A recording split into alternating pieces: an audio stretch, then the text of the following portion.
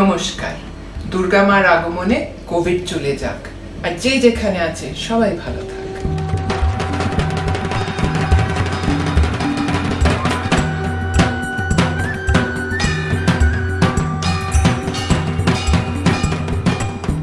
Durga Puja is round the corner and I thought what a wonderful time to share some bhog with all of you. Bhog is something that it's food offered to the gods, and it happens all across India. It's not just Bengal. Everybody around the country offers food to their gods at some time or the other. But the Bengali Durga Puja Bhog is something that is really special because for 4 days, 4 consecutive days, everybody gets together and the pandal is like full of people and you're waiting for that bhog to get cooked and the fragrances, the aromas, oh my god, it's torture. And you line up and you're sitting on the floor with these banana leaves and the khichdi comes around and you're like jostling with each other and eating it, and at the end of it everybody's saying Durga Mai ki jai. The positivity, the sense of energy and happiness is so great, so strong. Sadly this year it's not going to happen, at least not in the way it used to in the previous years, but we can always do a virtual Durga Puja, and if I show you how to make the bhog, you can cook it at home. So this is specially dedicated to my 2 little nephews who are not so little anymore. They're big hulking men with little ones of their own. They're in far off lands and hopefully they'll cook the bhog for their families, and it's a very special one for Amit, who loves bhog and has been fighting with me to go to the puja bari this year as well to eat bhog, but I've told him no, I'll make it for him every day for the 4 days of puja here at home. So chulun bhog banai.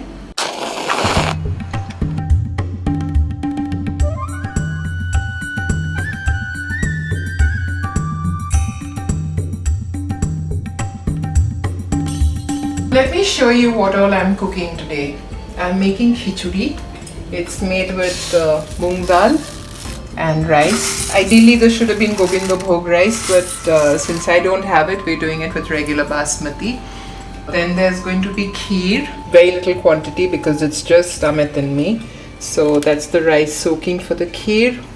Again, it's very little rice because it's just 1 kilo of milk. This is my treasure. This is khajur ka gur, which has been sitting in my fridge. It's come all the way from Bengal and I use it very, very sparingly because it's not really available in Bombay, though I'm told that nowadays you do get it, so maybe I'll be lucky this year. There's going to be some tomato chutney, great favorite with everybody, and of course there will be the vegetables. We call it Labra because it's like a mix of all the vegetables fried together in oil. That's it. So let's go step by step. All this is going to sort of cook together. So what we're going to do is we're going to put the milk to boil so that it thickens before I add the rice, and I'm going to dry roast the dal. Moong dal, when it's dry roasted and cooked, is yummy. It gets that nutty flavor which everybody loves, including my Punjabi husband. The thing about roasting the moong dal is that you need to keep stirring it, otherwise of course it will tend to burn. So this needs a little bit of patience and a little bit of toil and sweat. You keep roasting this till it sort of starts turning brown. That's what gives the Bhoger Khichuri that ochreish kind of color, because the dal has browned, and you add turmeric of course as well. I'm going to take this off the fire now and I'm going to soak it in some water so that it softens. It's supposed to soak it for an hour or so and then start making the khichdi. But meanwhile what we're going to do is we're going to chop and cut all those vegetables and get that tomato chutney going, because that has to cool before you eat it. The milk is going to sit there for a while. Once it's thickened, that's when I'll add the rice. A lot of people fry the rice in ghee before adding it to the milk, but I don't do that because I find it just makes it too rich, and there's that much of ghee that you can really eat. Tomato chutney. You don't really need anything more than tomatoes in this, but a lot of people add khajur, they add raisins, they add nuts and things like that. But the real taste is the tomato and the sugar. Just cut them into fours like this. Winter is actually perfect for tomato chutney because the tomatoes have that nice sweet sour kind of a quality and they're at their tastiest. Summer tomatoes are somehow not that great. So we're just going to check out the tomato chutney. You need a little bit of oil. I prefer using mustard oil because I like that taste. Very little, not too much. The milk is bubbling. It's sort of reduced. I wanted to reduce a little more. And this malai, the film of malai that comes on top sort of adds to the rabri like taste that kheer gets. You know, actually the best way to make kheer is in a kadhai because then it doesn't overboil. The sloping sides of the kadhai sort of make sure that the milk sort of goes back in. So 1 bay leaf and a little pachforon.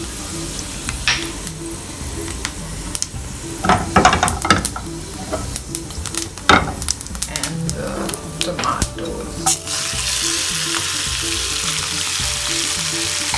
A little salt, not too much because we want this to be sweet and not salty.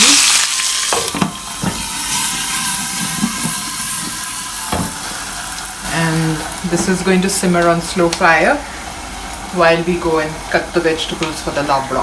The labra, I'm using broad beans, sheen. I'm using bengan. I'm using cabbage. A lot of people use spinach, but spinach tends to get a little mushy. And cabbage actually, especially winter time, adds a delicious taste to the whole thing. I am of course putting kaddu, kumro, pumpkin, and I'm using a radish. I'm not going to be using all of these vegetables. I'm going to be cutting and seeing how much I need of each.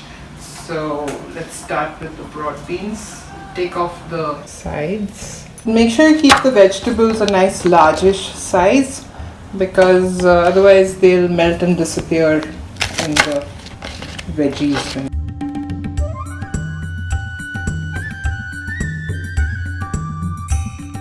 No, I'm not going to take the skin off.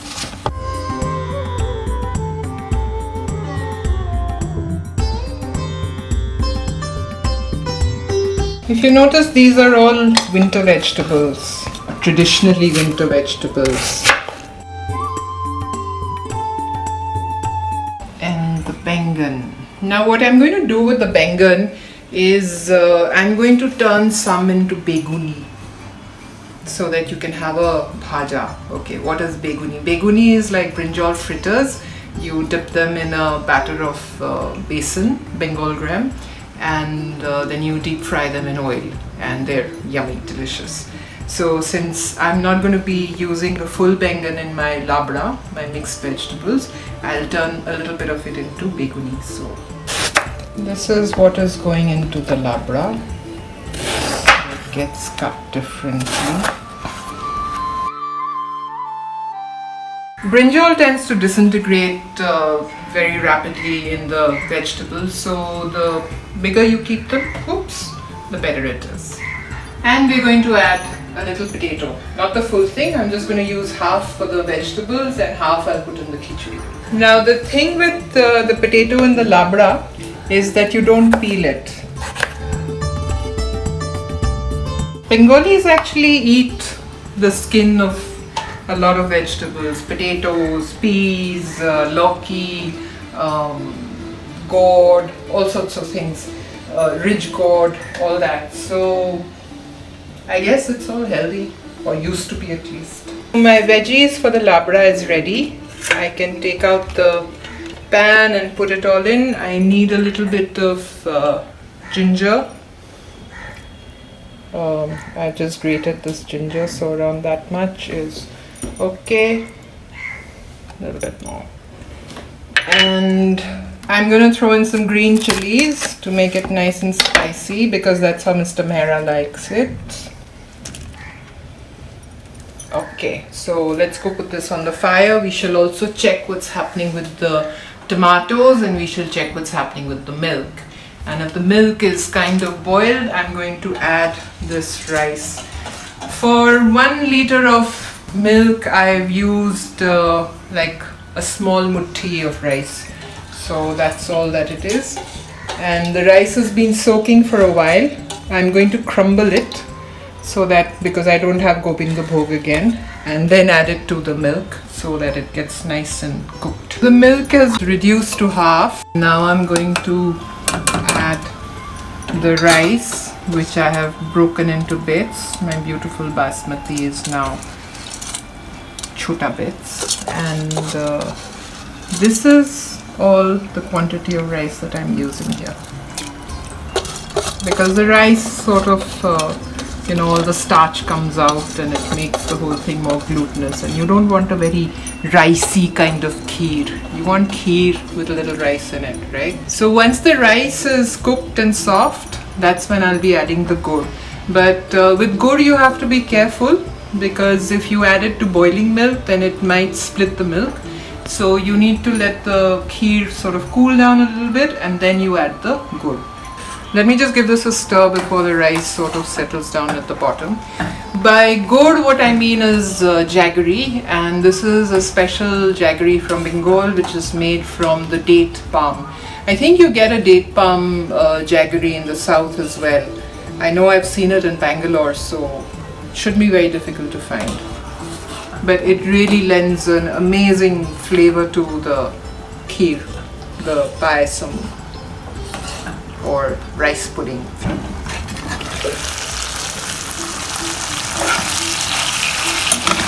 Nice, they are softening.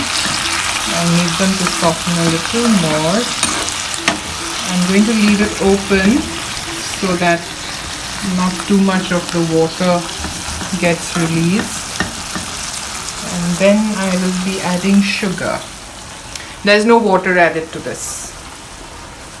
I guess you can if you want to, but then maybe in the puja mandaps, the puja pandals, they add water so that it becomes a larger quantity, but then it becomes watery.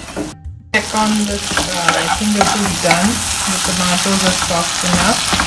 I'm now going to add the sugar to it.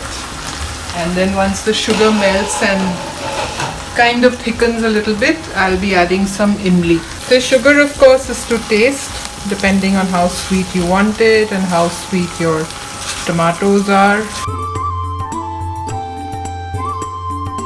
And you can also add a little bhaja masala once this is done. So let's see, if I have energy, then I shall add bhaja masala, otherwise I will leave it the way it is.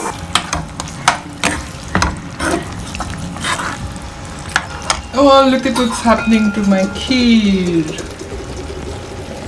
Nice. See, the rice is kind of cooked. I'm gonna let it cook some more. Just make sure you scrape the bottom when you stir, because the milk solids tend to settle down and then they might start burning. You don't want that, because then you get that burnt flavor in your kheer. What I'm going to do is I'm going to add a little elaichi in my kheer so that it has a nice fragrance. And I'm also going to add some cashew nuts and some raisins because Mr. Mehra wants it. Just a little, don't want to overpower it.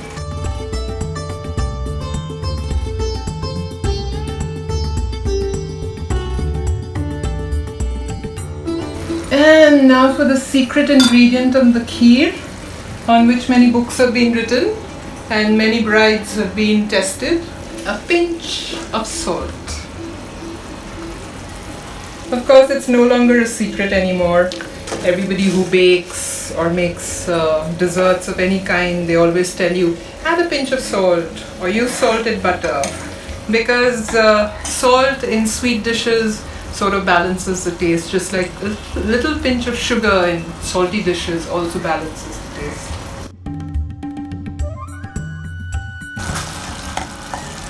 Okay, my chutney is kind of done. I'm going to add the water from the imli. I've been soaking this tamarind for a little while. Now what I'm doing is I'm mashing it up so that I don't get the tamarind bits. I just want the flavor and the sourness. So I'm going to add that to the chutney.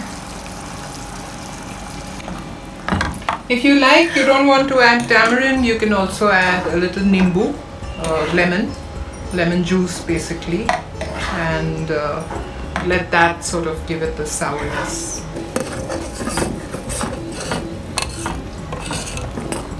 There, see how thick it's got. Check if the rice is done. Rice is cooked. I'm going to switch this off now, and I'm going to let it sit for 5 minutes or so, and then I'm going to grate the gourd and put it in. Ideally, if you're doing this bhog to serve to the gods, you shouldn't be tasting it, because then it becomes chuta. But if you're just doing it to feed yourselves, then once you've added the tamarind, taste and see if it's too sour or whether it's the right taste or not, because basically it's done right now. The reason why the color has come so dark is because I used a dark color imli tamarind. I think the tamarind was old, so that's why it was dark. This is my own homegrown Calcutta Meetha Pan. I'm going to add the gourd to this and grate it in so that I don't have too much of a problem mixing it. Kheer you don't have to do with gourd, you can do it with sugar as well. It just tastes that much better with gourd. Especially this date palm jaggery. That is the color it takes on. A nice mocha-ish kind of color.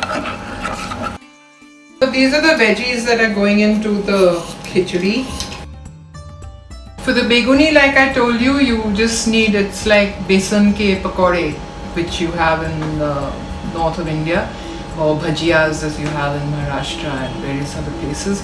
So you just make a batter with besan, gram flour, and dip the brinjals into it and fry them.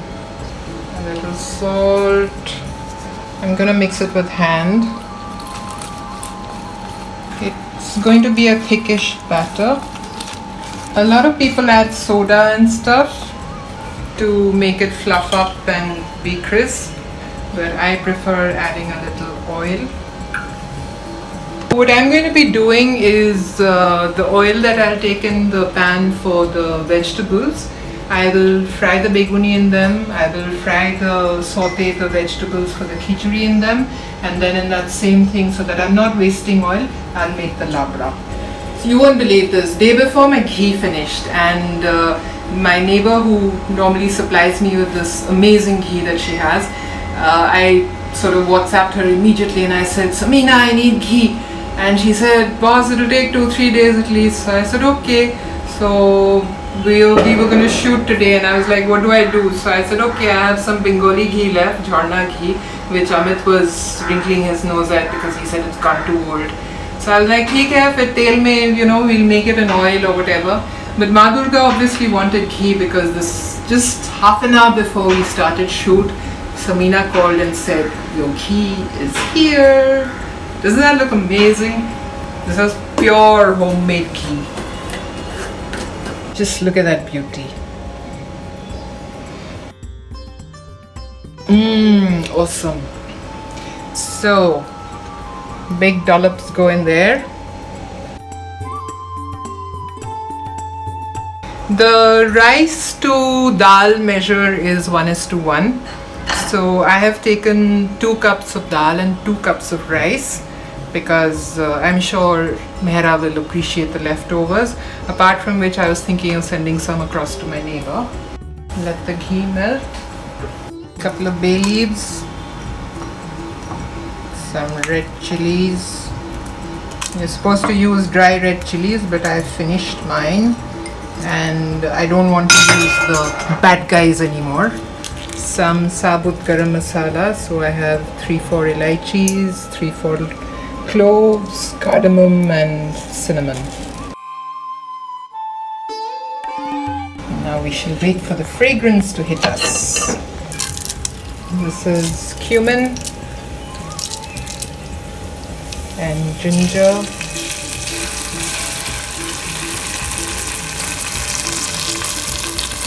I should be using cumin paste so that it doesn't burn, but I have some water handy. So the chilies are getting to me.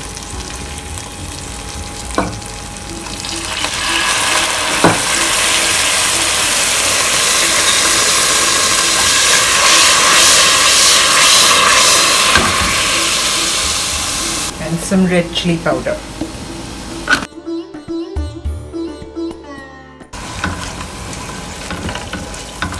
Now into all this, I will add the dal, which has soaked in quite a lot of water.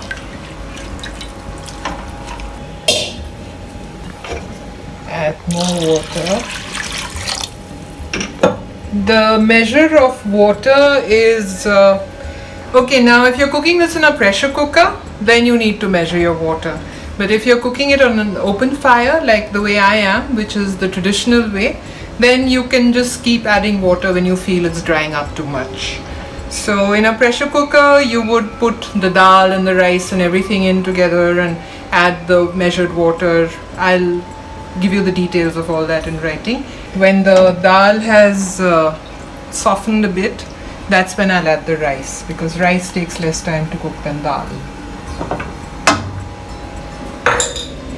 So while this guy is bubbling, we shall do the labra. So I'm going to be adding a little more oil than is necessary for the vegetable, because I'm going to be sauteing the cauliflower and the potatoes and making the beguni before we get down to making the labra. So that must be around 4 or 5 tablespoons of oil. We let it heat nicely. Just coat it.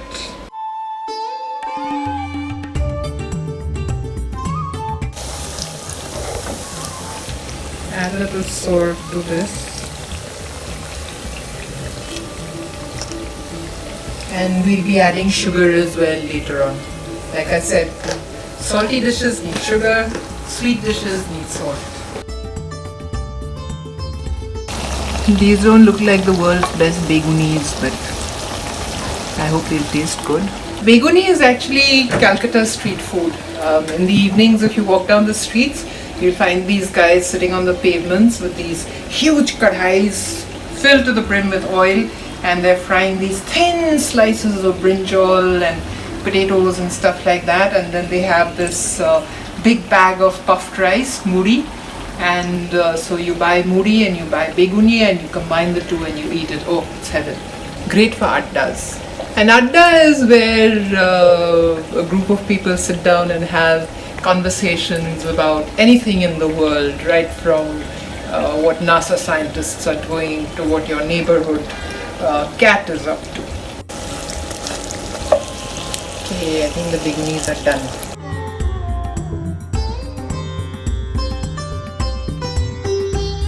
I think I'm going to be adding a little more water.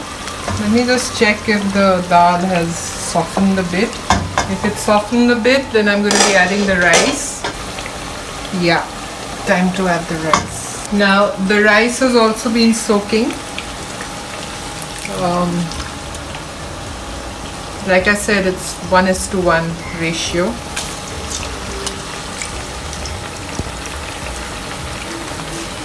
And ideally, if you can get Govinda Bhog rice, then you should be using that. But otherwise, any fragrant rice will do.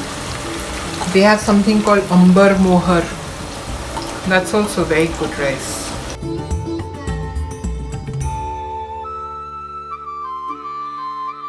And now we should add more water. This khichdi tends to be a little, what should I say, like a porridge, like a thick porridge. So it's not like a pulao. So water measure is something that you sort of keep doing as you go along. So now we're going to saute the veggies, which are going to be put into the khichdi.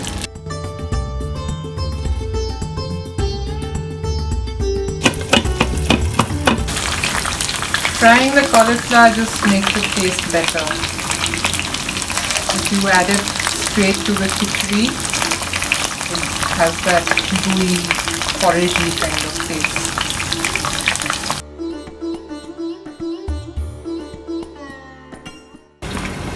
Oh my god, this aroma is killing me absolutely. Ma Durga, you'd better be happy with this.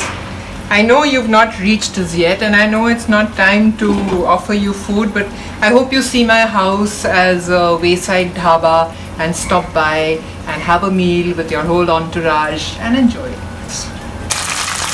These are gonna go straight from here to here. A lot of people add peas to this as well, matar. Like I said, all the winter veggies.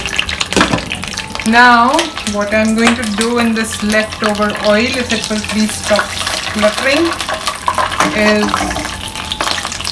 put Panchforon, Tejpatta. Again, I'm supposed to have lal mirch for it, but I don't. And there's ginger. And the veggies just sort of go in there all together. Salt.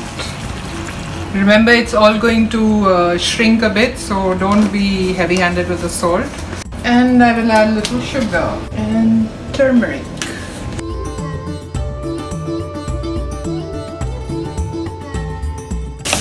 Panchforan is basically a mix of 5 different spices. So you have saunf, fennel, you have kalonji, that's nigella seeds, you have cumin seeds, you have methi, fenugreek, and you have something that we call radhuni, which I am given to understand is celery seeds. So if you can get hold of celery seeds, that's what makes a really authentic panchforan. But if you can't get hold of celery seeds, then you can add little mustard seeds, but not this. Okay, I'm going to cover this.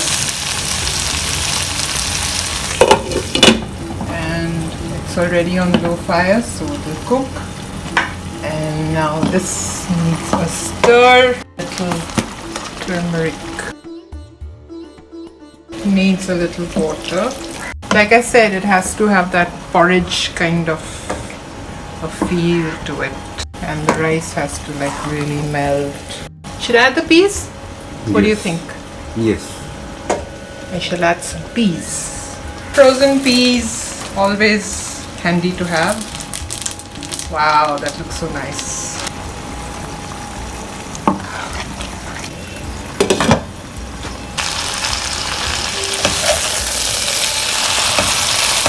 So like I said, no water goes into this. If you're feeling nervous, you can add maybe a sprinkling, but that sort of detracts from the taste of everything. Just put it on simmer and keep stirring it from time to time, and before you know it, it's done. The khichdi is done. Now what I'm going to add to this is a little sugar and a little garam masala, the Bengali Garam masala. This is basically elaichi and that's cardamom, cinnamon and clove ground together.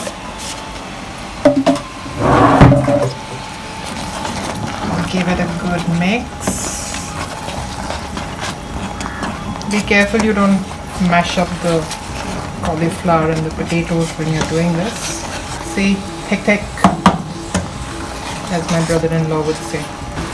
And the veggies are also done. Time to serve up to Ma Durga. Bolo Durga Mai Ki Jai. I wonder what she's coming in this year. If it's on an elephant, certain things happen. If she comes on a boat, certain other things happen.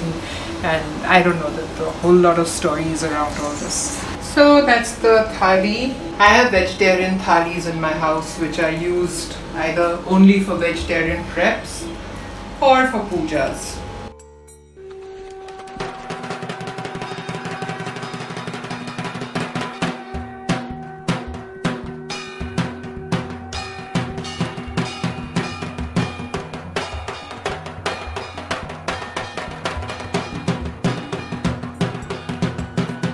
And some pan for when she's done. So this is from Amit, his contribution to Ma Durga's Bhog. Dear Ma Durga, Ma Saraswati, Ma Lakshmi, Ganesh Ji and Kartik, we hope you enjoy this meal.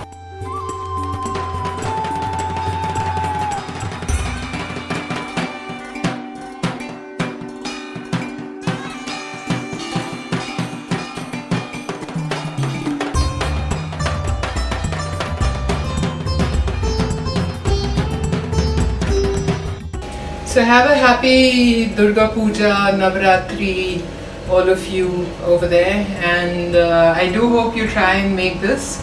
It certainly adds to the festive season, and here's looking forward to better times, good times. See you. Bye bye.